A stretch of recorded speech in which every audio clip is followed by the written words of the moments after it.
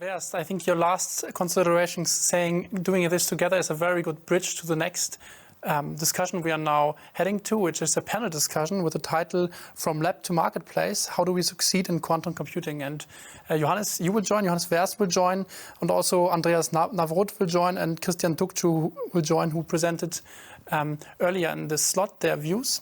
And finally, we will be joined by Johannes Schmidt. Johann Schmidt is a scientific advisor from the DLR Projektträger, and he's involved in detail in the BMWK, German Ministry of Economic Affairs, funding programs regarding quantum computing, which we heard about from the State Secretary Brandner in the beginning of this quantum summit. So we will discuss all the issues being presented by you.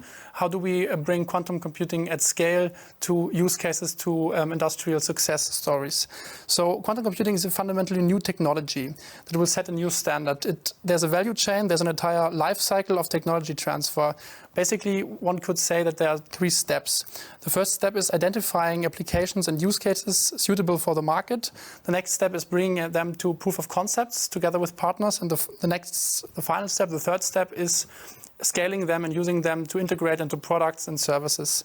So my first question to all of you is, are there special challenges when it comes to quantum computing when one compares it to other technologies, for example, AI or cloud computing, when we look on quantum computing in particular? And I will start this question handing it to you, Johannes Verst, and then we follow up with Andreas Nawroth and Tutschku, and then finally, Johann Schmidt, you can conclude. Yeah, thank you very much. I think the main difference to AI, for example, is the learning curve I mentioned.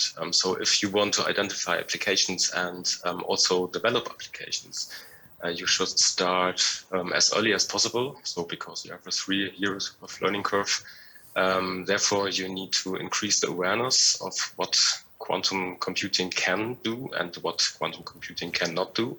So the public should be educated here more. And yeah, especially it's very important, I think, to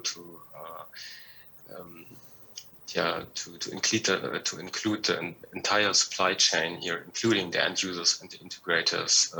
For example, as we do it in our working groups to discuss industry needs on the one hand, for example, the cost of a system for the future system, but also what is possible from the enabler side. And so you can learn and discuss all these needs. Regarding the transfer from the lab to the market, I think collaboration is key. I mentioned this already. I don't have to add here anything from my point of view. And yeah, as I also mentioned, the globalization trend has reserved a bit. So the selection of suppliers and customers is even more crucial than ever.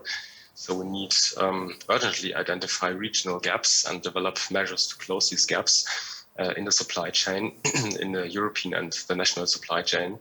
And yeah, this is also a part what we are doing in our German policy and governance group.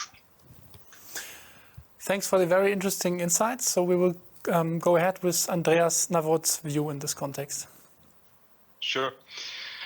So I think that quantum computing is really providing us with some great opportunities, but also some associated risks with respect to the technology, but also how to develop that in an economic success story. And I wouldn't so much stress the difference between like quantum computing and AI, but I would rather try to find similarities because both are quite big technologies. And for me, it would be interesting what can we learn from one technology and basically transfer to quantum computing and quantum technologies so that we don't make the same errors once again. I think one big point that I see is how to lower the entry barriers to new technology, and specifically quantum computing. So I think one big aspect that was already mentioned before, it's about education. So how can we help people to understand this technology so they see the application of quantum computing in their business fields? It's also about how can we enable smaller companies to develop technology and really help them scale up. I think that is a quite important point. And basically to really help them to play with the big guys out there. And I mentioned basically insurance can be one answer, but obviously there are other options. But then also the third one that is also mentioned is really creating like a local ecosystem will help a lot. So if you have really people close by, you can discuss, you have many meetings like we have right now, and people are creating connection. I think this will really help to create economic success for quantum computing. Thank you. That was very comprehensive. So we will proceed with Christian Tutschku's view on that. Yeah, thanks a lot. So I just, first of all, I agree with the two opinions before. Let me add two more points to this. So one part for me, which is completely different, which is an obvious challenge for quantum computing in comparison to different technologies, is the interdisciplinarity which you need. So for me, at least if you really want to design an algorithm, then you need to be a quantum physicist, from my perspective, but you cannot write a professional software out of this. Therefore, you need to have a background in informatics or something like this. But obviously, we are behind creating a high-level language, yeah, but you won't.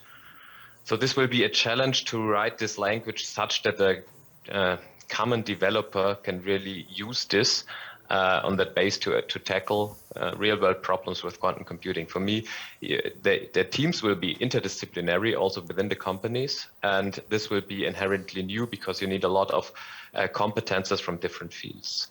And also, from my perspective, quantum computing has a challenge in its always hardware software co-design, because you have different quantum techniques, hardware techniques, which are suitable for, or software algorithms which are suitable for different hardware techniques, which will, at least in the near-term future, will be a challenge and needs to have a lot of expertise from experts. So this will be definitely, in my opinion, a challenge. So the hardware software co-design and also the interdisciplinarity of the teams.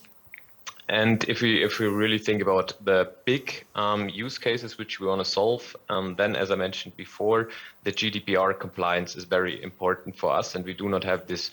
We only have one system currently which has this from IBM. So it will be important if you really think of data from the industry to process them. Then we obviously always need to invest our own pipelines in Germany or Europe. Thank you for your insights. So we will conclude regarding this question with the view of Johannes Schmidt, presenting the view of DLR, which deals with a lot of projects in the concrete funding projects BMWK's funding.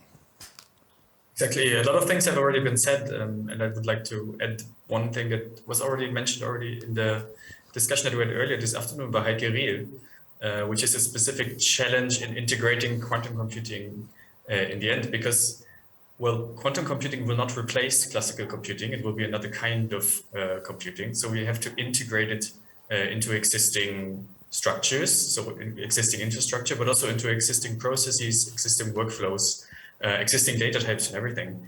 And so it's great to build a quantum computer, to build many quantum computers and to have cloud access to it. But that can't be the whole deal. You actually have to think this through all the way to the end user and to the application. And there's also actually an impetus that led to our funding program that we administer, which really aims at sort of developing solutions, tools, and methods that help the end user use quantum computing and implement it into their processes. And that is important, especially for small and medium enterprises, which are the heart of the ministry, I should say. So we think that these solutions should be established in parallel to the hardware, and it's important to think of those. And we hope that we can support it a little bit with our funding program. Thanks a lot for your insights. So we go on with the next question, which is addressed to Andreas Nawroth, presenting the view of Munich Re in this context. And the question is really about cooperation and partnerships. We discussed this on several talks today. So the question is really about, where do you see hindrances in concrete projects, especially with universities and research institutions, when it comes to concrete projects? Yes. So I mean, I don't see any principal obstacles in these kind of collaborations. But when we are like in a beginning stage of a technology, what I perceive, there is a quite big gap between like academia and the companies. So I think in the academic circles, you're thinking a lot about optimization, what kind of languages you can use, these kind of things. But then basically from a company perspective, you're just starting the topic. You're not really interested too much at the beginning, obviously, in what kind of algorithms you're applying, so on. It's more about understanding what kind of capabilities this technology is offering you and how you can bring it together with your business model to create really something new. And then I think it's like a learning or an educational process on both sides. Obviously, the company side has to learn to understand a little bit more the technical details, is going deeper and deeper in understanding what is really the impact of specific technologies on the business model. And also on the academic side, basically concepts and learnings are developed how to make this quite complex technology more accessible to everybody, because I think that's what has to happen, how to bring the people with ideas together. And we mentioned already before this interdisciplinary approach. And it's not always that everybody that has good ideas has a very deep understanding of a relevant technology. So I think how to bridge the gap and how to do this kind of educational aspect is quite important. Then basically from a company side, it's always, if you start in these kind of new technologies and collaboration, it's also like you need to find really the right partners. So there are many partners out there that have different direction, that have different offerings. And I think it's from a corporate perspective, it's always a little bit of a balance between efforts and rewards that you get out of it. So how many consortiums, circles, and so on do you want to join, and what are you getting out of that? And I think if you really, what we really need to do is say that we have certain organizations with a certain direction that help if you want to really have something applied, if you want to have something more theoretical, if you have some other directions where you want to go. So providing this kind of directions, I think, would be quite helpful to make this frustration level a little bit lower.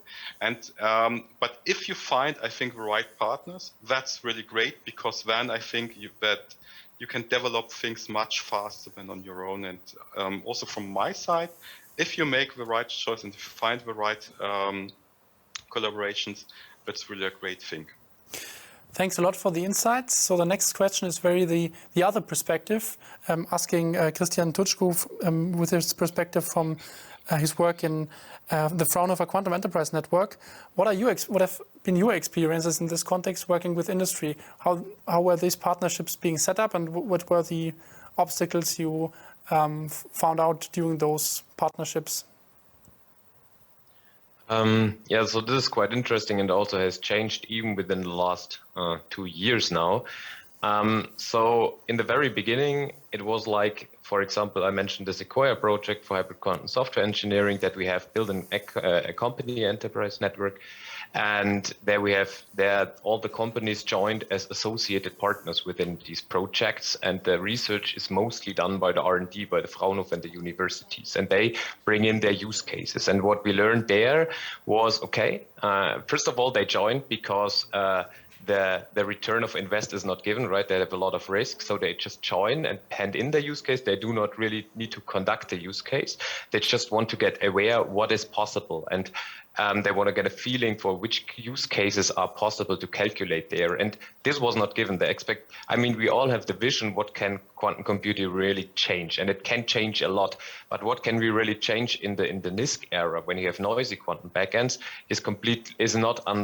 wasn't understood, at least on the company side. So they hand in all their use cases because they are difficult to calculate on the classical side, but there was no understanding why is quantum computing good now? Because in the end, it's also the wrong question which use case maps to quantum computing, but in the end, the right question would be which mathematical model can you really put on the quantum computer. And then you see this one model maps to all of the branches. So that's the question. And then to get this awareness, what can a quantum computer really solve, which use cases then in the end benefit from quantum computing, was one of the main tasks in the very beginning, and also to make the expectation management. What can you really calculate now with 27 qubits in Inningen?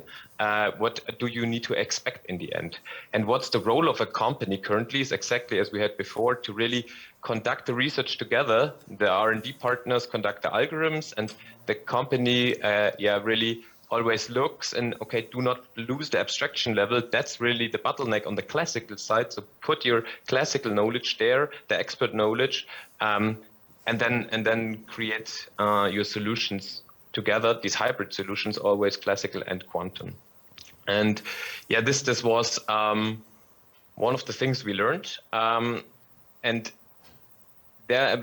then the projects develop a bit. So the new kind of projects, also where Johannes Schmidt is in the Begleitforschung from the BMWK, more there the companies are funded directly, which is now a change. So they do not really hand in their use cases, and the R&D partners develop the solutions, but no, they really develop it now within the company as well. So this is a kind of technology transfer already to the companies. And obviously they do not really, so still the return of invest hasn't changed, but now they get money from the government. So in the end, they can really conduct their own research in the company. This has changed, this is amazing.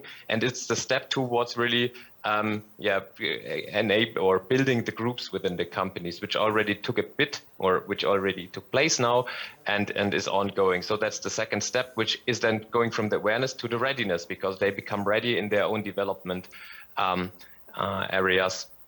And yeah, but which comes with another problem, more or less, or not problem, but challenge, that you now really need to educate them. So what's also very important is that now there come education programs already on the universities, but then also for the companies, that they become able to enable them then with the quantum technology. This has changed already within the last 2 years. So this is amazing. Thanks a lot for the insights. So the next question is addressed to Dr. Johannes Schmidt, who is presenting, as already said, DLR, the Projektträger, what we say in Germany, in the context of quantum publicly funded programs of German BMWK. And the question is, where do you see the main challenges for industry participation, especially when it comes, for example, to IP, which was also already discussed today in some talks and also in the chat? I actually had sort of thought of something that very much mirrored sort of the answer that we just heard, that there's a lot of high barrier sort of just in learning. There's a steep learning curve associated with quantum computing, and that is something that we have heard from many companies that is a first challenge, that they need to build up the knowledge and the expertise to sort of separate hype from fiction, and to identify where and when exactly quantum computing can help, just as we just heard in the last answer. And actually, this is something that we see from our experience as well, that some companies have come a long way along this journey. They have built up QC teams, they have hired a lot of people to start these things, and they bring use cases, just as we heard, into their projects. They have defined use cases and they know what to work on, and they start working on it. But then on the other hand, we also see companies that use these funded consortia as a bit of an entry point, that they have just simply identified quantum computing as a topic that they need to address somehow, and they have a vague idea of what it can do for them. But then they use these projects to sort of get a step ahead, use the open exchange of ideas inside the projects to define the use cases more clearly, and to start the development within their company as well. And I think both approaches are very valid in these projects. And then sort of the next step is sort of like, once you have the funded project and you have these exchange of ideas, the projects then also serve as a nucleus for new partners. So associate partners can join, bring in their use cases as well, contribute in the exchange of ideas. And that's something that, for example, the Project Planck, which is also funded by the Federal Ministry of Economic Affairs and Climate Action, which is a bit of a trailblazer in this direction, is sort of very important for. So you really assemble many associate partners, and you assemble a community. But then sort of, and as we heard in the last answer, that sort of providing funding, public funding, can be a bit of an incentive for the companies to actually see this challenge of saying like, okay, I need to learn a lot. Well, here's an opportunity that I can join these projects, get funded at least partially, and build up the expertise in my company. And then sort of a little bit sort of on a side note there is that we also see that money is not always the problem in the end. Sometimes it's finding the people these days. So we've heard about the talent shortage many times. That is not so much we from the public funding side can do towards that, but it's something that we see as well as a problem for the industry participation. Thanks a lot for the insights from the DLR work at DLR. Next question is being addressed to Johannes Verst. Johannes, you presented much in detail and very interesting numbers on quantum technology, quantum computing startups in Europe. So the question is really about, can you explain a little bit more in detail trends, particular technology approaches, applications when it comes to those startups, to look very in detail in which fields those startups operate? That would be very interesting for the audience. In fact, we definitely see an increasing trend, in particular in software startups, but also in the field of enabling technologies. By the way, enabling technologies can be often used not only in quantum computing, but also for quantum communication and sensing, which is why we recommend to promote interdisciplinary knowledge exchange and collaborations here. But of course, there is definitely an increasing trend. I mentioned this in the talk before, in the number of startups in general, but also in software startups. So the startups, I think it's a super exciting time, and I think the first one in history that we can develop software before the hardware even exists. I think there are a lot of opportunities, not only from the full software stack, so to support the development of a real quantum computer in the end, but also on the end user side, for example, with simulation tools for multi-physical simulations, for example, which you can use on a high performance computer, but later also on a quantum computer. And this is also the intersection which is very interesting to explore for startups at the moment. But there are also other topics, for example, like the qubit control. So if you are in the software stack of the quantum computer, you have a lot of hardware for the qubit control, but maybe you can use AI to control the qubits better. So there are a lot of opportunities in the software field, and we see an increasing number of startups here. And in terms of needs for these startups, I mentioned this also in my talk, and it's the same for all the deep tech startups. They need holistic support, fast access to private and public funding. I think business support is also a very important topic, because most of the founders are more scientists, physicists. Of course, physicists think they can everything do by their own, but they shouldn't. And then the shortage in talents. And I think this is really crucial. And we see a transition of talents from large companies like BMW, Volkswagen, or whatever, to startups. And this is also closely related to the amount of private funding which is available for the quantum startups.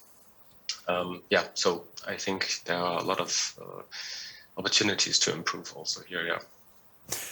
Thanks a lot for the insights. So the next question is being addressed to Tutschku, and it's about the funding programs, the public funding programs we already discussed on several layers. And the question is really about your opinion or view, how those programs really help to scale up technology and to scale up startups in the field of quantum computing. How do they actually contribute now, and maybe as an outlook in the next years to really scale up technology uptake and startups as in the network of Johannes to scale? Yeah, these fundings are, say, the critical, or can be also the showstopper, but at a critical point currently. So we need these fundings because for the startups, because they reduce the risk for the startups. They can really, we are not in the position now to gain a lot of money here with this technique, because it's Fraunhofer, which is an applied research association. It is the most fundamental research topic currently, right? So, but it's still a research topic which is applied. So it's also funded by the BMWK and not only by the DFG or by the BMWF. So that's the very important thing, that the fundings already include the applications, and this should not change, because you need to learn this curve. Yeah, that's true, but you should always have in mind the application for this. And if this is the case, then you benefit the most, and yeah, you also can create your startups. And what's also very nice is that a lot of startups are currently within our consortia as a kind of I don't know the word, Unterauftrag. So they just participate the consortia, and that's a great thing. And if this is also supported by as a funding, or if these projects are more like appreciated because the startups take place here as well, beside the R&D partners or the companies, this is a great thing. And yeah, for another very good point is, for example, the DLR also has a program for supporting or paying PhD candidates within the companies, which is extremely great to make this knowledge transfer. So they are financed in the company by this technology transfer. So that's a very funding currently in the state of the art is extremely important to reduce the risk, to conduct the research, and to serve as an quantum accelerator, more or less, and not on a technical side. Yeah. Thanks a lot for the insight. The next question is addressed to Johannes Schmidt, or again asking for the view of DLR. And then the concrete question is your view or your considerations when it comes to the concrete impact of the funding programs which you actually deal with at the moment. How do they help to bring forward startups and companies' uptake of the technology when it comes to technology readiness levels, which we look on together at the moment? It's actually a very good question because, as it was just mentioned, this is a very strange field that we have funding from basic research like the DFG and the BMBF, but we also have the applied funding from the side of the Federal Ministry of Economic Affairs and Climate Change now.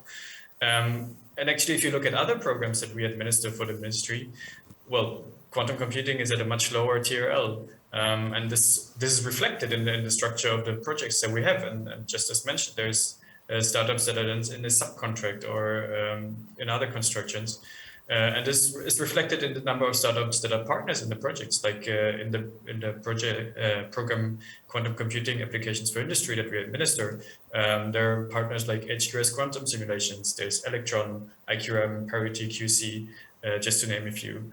This is sort of, it reflects the nature of the beast QC, that we need these startups because they drive the technology forward. But we're not just thinking sort of startups on the quantum computing side, but we also have to think of SMEs on the end user side, so small and medium enterprises, because they will have a hard time setting up the expertise of applying quantum computing in their sort of domain where they are the experts. They have a hard time setting up these teams that I talked about earlier, to hire experts and to just have some people that sort of tell them this is where quantum computing might be useful.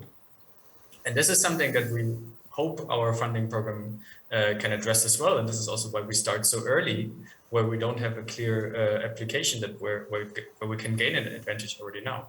And luckily, the projects that we funded came up with some great ideas how to do this. For example, AutoQML that we heard about earlier, where they want to automate workflows in quantum machine learning so that it simplifies a great deal of work. Or there's another project called ProvideQ, which works together with optimization service providers that already provide optimization services now, and they should implement sort of quantum computing-based solutions into their portfolio so that you can use this multiplicating function of these service providers.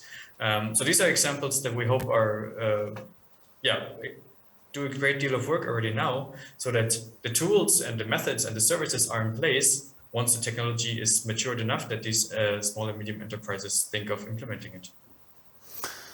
Thanks a lot for the insight. So the next question I have is addressed to Christian Tutschku, and it's about really your expectations of future initiatives, like funding initiatives, especially when we look on we have an outlook, the German DATI, which is a German agency for transfer and innovation, or will be, as it's not being set up yet. What are your perspectives on transfer in general, and in particular on the DATI? Yeah, so for the the funding, as it was in the last funding period, was still ongoing. So this on the R&D side, and from the companies, from my perspective, for the really subject-driven projects, this is perfect. It's application-based. It's the funding is there for companies and for R&D, so that's fine. But from my perspective, and this should not stop. It should just continue on this until we have, say, hit the peak of when it really becomes, it goes really in the applications, then in the big applications. But what's missing so far, and this was addressed several times currently, are education programs, for example.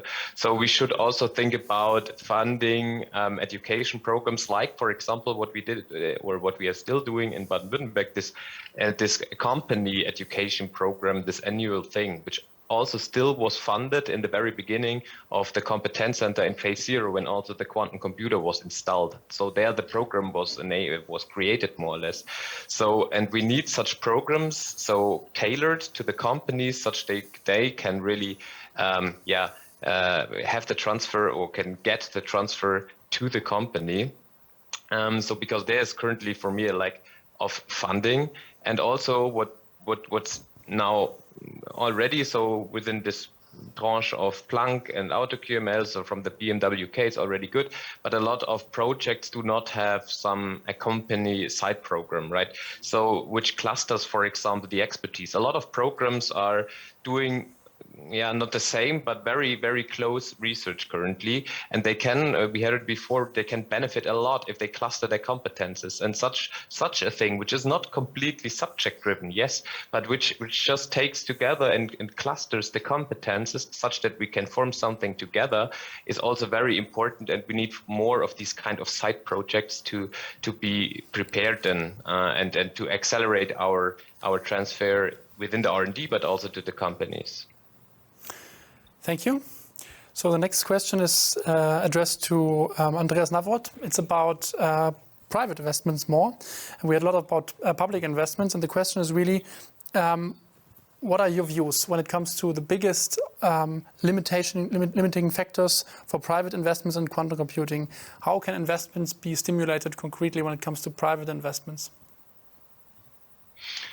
I think one big point is about education, and we heard that already quite a lot before. So I think it's quite important that we really educate people about the technology from a corporate, but also from a private side, so that people know about these technologies and that we have a positive connotation associated with this technology. So that people perceive that as an attractive way to invest their money. Obviously, there is currently, I would say, a limiting factor, because people are thinking about first what is like the timeline when this technology will be really market ready.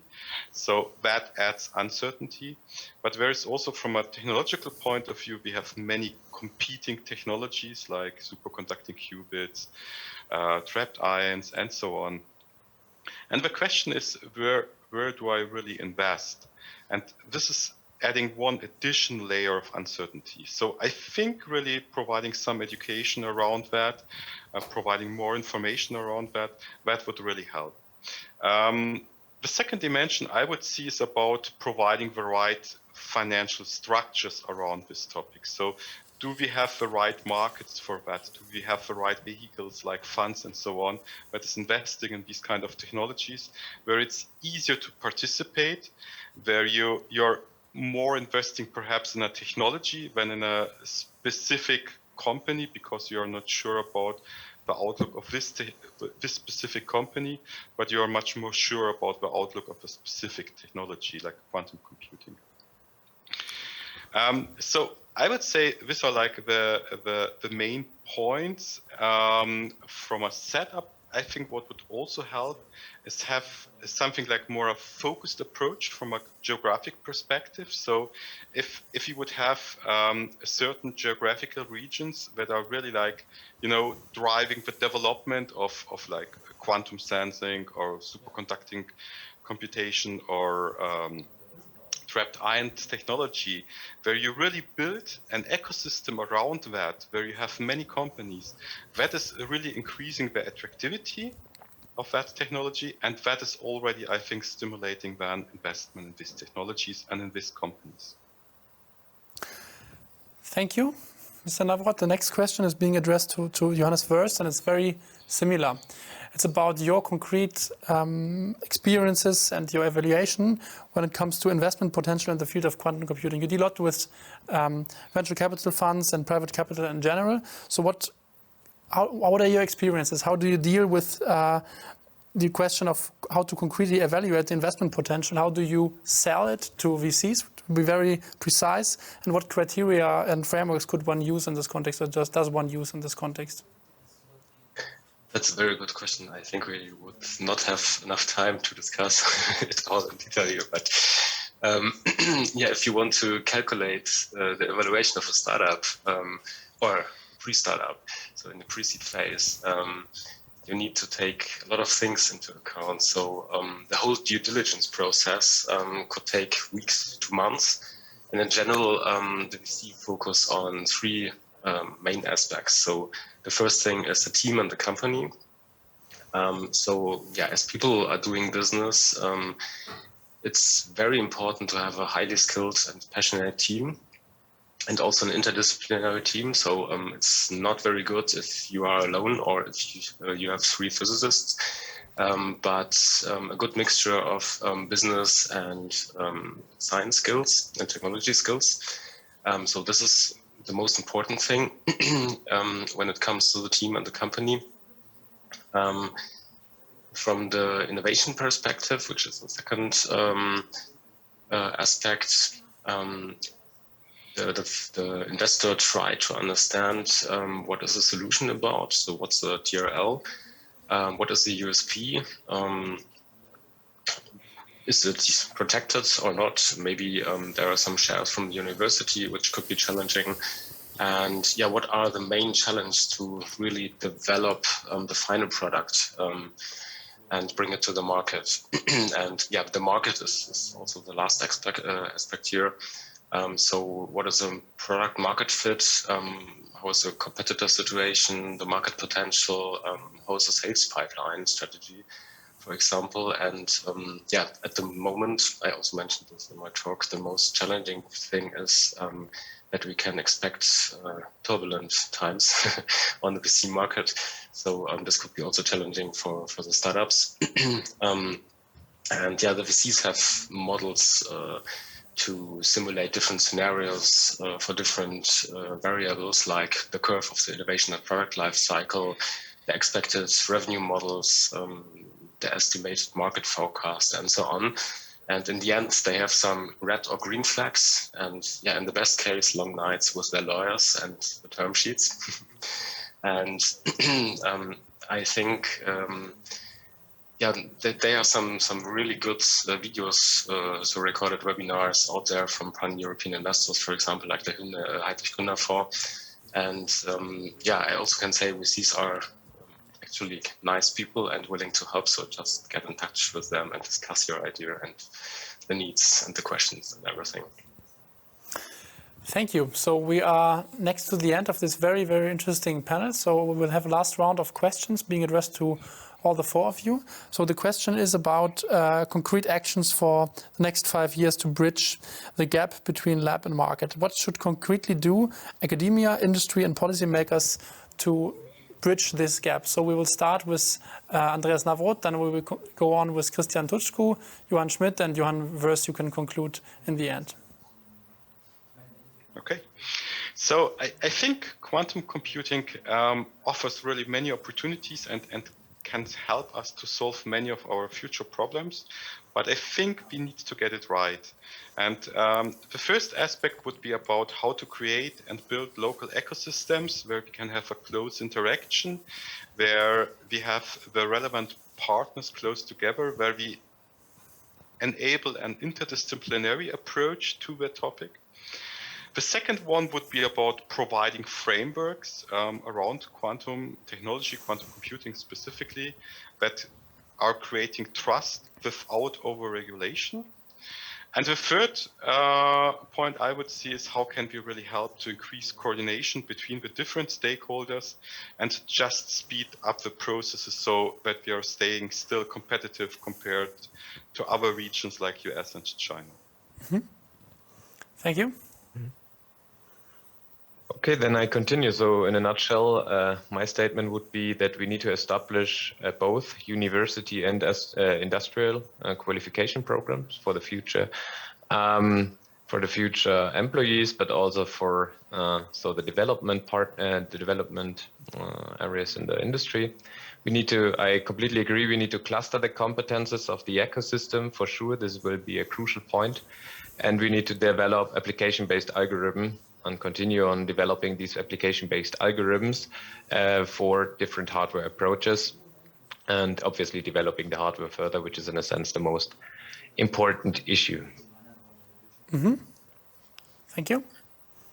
Thank you. I have brought one more fuzzy overarching action for all of us. I think we need to sort of continue working together. Collaboration has been said many times. Show persistence in our efforts, because there's still a long way to go before we actually have a quantum advantage in our hands.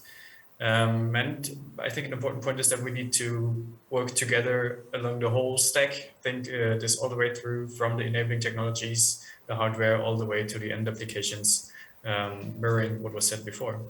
And on a more sort of individual, sort of what is it that we as the Projektträger can do in the next 5 years? Well, we certainly need to make sure that sort of the funded projects are not just a flash in the pan, so that sort of what they do actually reaches the market, brings solutions forwards, helps people. And something that we can do is, it has been said before, we can cluster, we can build networks around the projects, we can contribute to their visibility, bring their solutions to the world, and we can support them in establishing a long-term utilization of their results. So that's something that we should do for the next 5 years. Thank you. So Johannes, it's your turn to conclude. Yeah, thank you very much. I just want one more thing regarding the local ecosystems. They are super important, that's right. But we should also take into account the European approach, which is as important as the local ecosystem. So to connect the ecosystems, I think, is also very important. Regarding your different stakeholders, which you would like to address. So for the academia side, I think they're doing a really good job so far. So just go on. But please support also founders, so don't hold them back, even if they are great employees or scientists. Regarding the policymakers, I think if they really want to focus on commercialization, I recommend to talk to representatives from startups and industries and not so much with academia, to avoid the mistakes from the semiconductor industry, which we did in the past. And we only have this one chance. So and for the industry, I think it's important to start now if you haven't done already. And QBN is happy to support you. So let's build a strong quantum industry together. Thanks a lot, Johannes, and thanks a lot to all the four panelists for this very, very interesting discussion and the very interesting insights. So enjoy the rest of the Quantum Summit today and tomorrow, and see you in different areas soon again.